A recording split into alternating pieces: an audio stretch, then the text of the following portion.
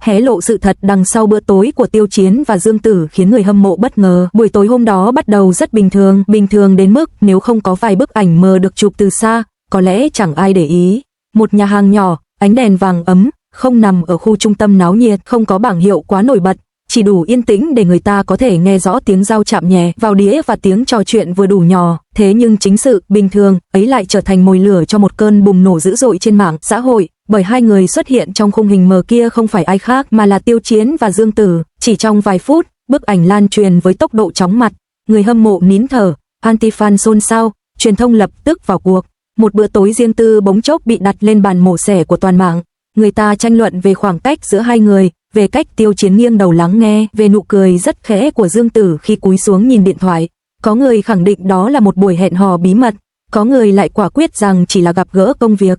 Nhưng càng tranh cãi, sự tò mò càng lớn, và chính lúc ấy, sự thật đằng sau bữa tối ấy dần dần được hé lộ, theo cách mà không ai ngờ tới. Thực tế, bữa tối đó đã được lên kế hoạch từ rất lâu, không phải để công khai, cũng không phải để che giấu, mà đơn giản là một cuộc gặp cần thiết sau một khoảng thời gian dài cả hai đều bị cuốn vào guồng quay công việc. Tiêu Chiến đã chọn nhà hàng này vì sự yên tĩnh, vì anh từng đến đây một lần rất lâu trước đó, khi mọi thứ còn chưa ồn ào như bây giờ. Dương Tử đồng ý không do dự, bởi cô hiểu cảm giác cần một không gian đủ an toàn để có thể nói chuyện như hai con người bình thường, không phải hai cái tên luôn nằm trên hot search. Ban đầu, câu chuyện của họ xoay quanh những điều rất đời thường.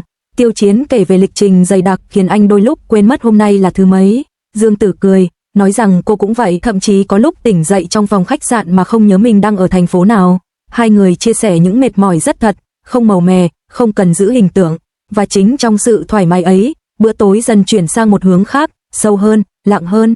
Tiêu Chiến là người im lặng trước, anh đặt đũa xuống, nhìn Dương Tử một lúc rất lâu. Ánh mắt không phải kiểu nhìn của đồng nghiệp mà là ánh mắt của một người đã suy nghĩ rất nhiều trước khi mở lời. Anh nói về quãng thời gian vừa qua, về những áp lực mà anh không thể chia sẻ với quá nhiều người, về cảm giác luôn phải giữ chừng mực trong mọi mối quan hệ vì sợ một sơ suất nhỏ cũng có thể gây ra sóng gió. Dương Tử lắng nghe, không chen ngang, chỉ khẽ gật đầu. Khi anh nói xong, cô mới nhẹ nhàng đáp lại, rằng cô hiểu cảm giác ấy hơn ai hết, rằng đôi khi người ta không sợ mệt, mà sợ cô đơn giữa đám đông. Chính khoảnh khắc ấy mới là sự thật đầu tiên khiến người hâm mộ bất ngờ khi dần được hé lộ. Sau này, bữa tối đó không phải là một cuộc hẹn lãng mạn theo nghĩa thông thường, mà là một buổi trò chuyện rất chân thành giữa hai người đã chọn tin tưởng nhau. Không có kịch bản, không có kế hoạch tạo hiệu ứng, chỉ có hai con người ngồi đối diện, nói ra những điều mà họ không dễ nói ở bất kỳ nơi nào khác. Điều bất ngờ thứ hai đến từ một chi tiết nhỏ mà ít ai chú ý trong bức ảnh mờ. Trên bàn có một phong bì mỏng, đặt lệch sang phía Tiêu Chiến. Phong bì ấy sau này được xác nhận là bản phác thảo đầu tiên cho một dự án mà cả hai đang cân nhắc tham gia cùng nhau, không phải một dự án thương mại ồn ào, mà là một tác phẩm thiên về chiều sâu, cần sự đồng điệu rất lớn giữa hai diễn viên chính. Bữa tối ấy, vì thế, còn là nơi họ thảo luận về lựa chọn nghề nghiệp, về việc liệu có nên mạo hiểm một lần nữa hay không, trong bối cảnh cả hai đều đang ở giai đoạn rất nhạy cảm của sự nghiệp. Khi câu chuyện này được hé lộ, không ít người hâm mộ đã sững sờ. Họ nhận ra rằng điều họ nhìn thấy trên mạng chỉ là một lát cắt rất nhỏ của sự thật. Những suy đoán ban đầu, những tranh cãi gay gắt bỗng trở nên lạc lõng trước bức tranh toàn cảnh. Bữa tối ấy không hề tầm thường, nhưng cũng không mang màu sắc bí ẩn như nhiều người nghĩ. Nó quan trọng bởi vì nó cho thấy một khía cạnh rất khác của Tiêu Chiến và Dương Tử, chín chắn hơn, thận trọng hơn và sâu sắc hơn rất nhiều so với hình ảnh thường thấy. Càng về sau, khi những thông tin được chia sẻ thêm từ những người trong cuộc, người hâm mộ càng bất ngờ hơn nữa. Có người tiết lộ rằng trong suốt bữa tối, Tiêu Chiến gần như không động đến điện thoại. Dương Tử cũng vậy, họ chọn dành trọn vẹn thời gian cho cuộc trò chuyện ấy, như thể đó là điều quan trọng nhất trong ngày. Một chi tiết nhỏ, nhưng trong giới giải trí, nơi mọi thứ đều gắn liền với màn hình và thông báo liên tục, điều đó lại trở nên vô cùng hiếm hoi. Sự bất ngờ lớn nhất có lẽ không nằm ở việc họ ăn tối cùng nhau, mà nằm ở cách bữa tối ấy kết thúc. Khi ra về, không có sự vội vã, không có né tránh.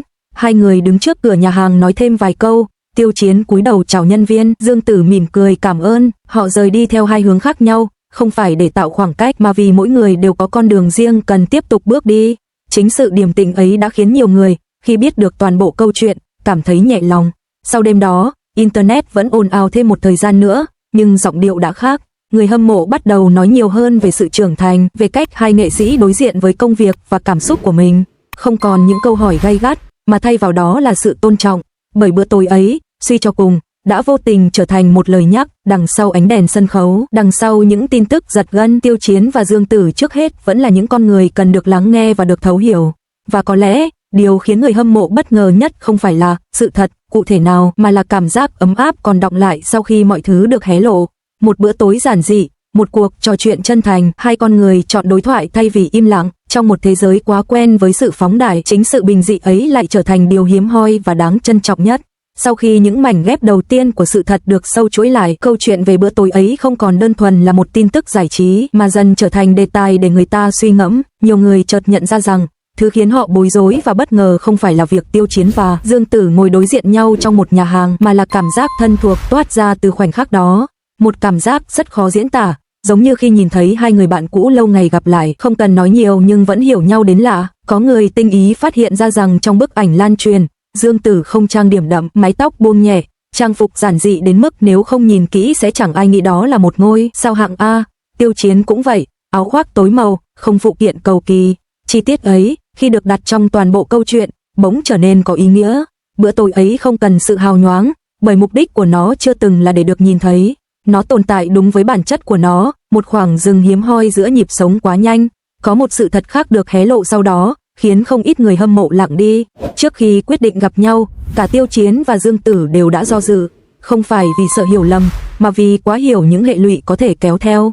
Chỉ một bức ảnh mờ cũng đủ để kéo theo hàng trăm bài viết, hàng nghìn bình luận, hàng vạn suy đoán, nhưng cuối cùng, họ vẫn chọn gặp nhau, bởi có những cuộc trò chuyện, nếu cứ trì hoãn mãi, sẽ chẳng bao giờ có thời điểm an toàn để bắt đầu. Trong suốt bữa tối, có những khoảnh khắc rất nhỏ nhưng lại nói lên nhiều điều. Khi Dương Tử vô thức xoay chiếc cốc nước trong tay lúc đang suy nghĩ, Tiêu Chiến không thúc giục, chỉ lặng lẽ chờ. Khi Tiêu Chiến dừng lại giữa chừng câu nói, như đang cân nhắc xem có nên tiếp tục hay không, Dương Tử khẽ gật đầu, ánh mắt ra hiệu rằng cô sẵn sàng nghe. Những chi tiết ấy không được máy quay ghi lại nhưng lại được cảm nhận rất rõ bởi những người hiểu câu chuyện từ bên trong. Người hâm mộ, khi biết đến những điều này, đã có phản ứng rất khác so với những lần bóc tách tin tức trước đây. Không còn quá nhiều tiếng hét phấn khích hay tranh cãi đúng sai.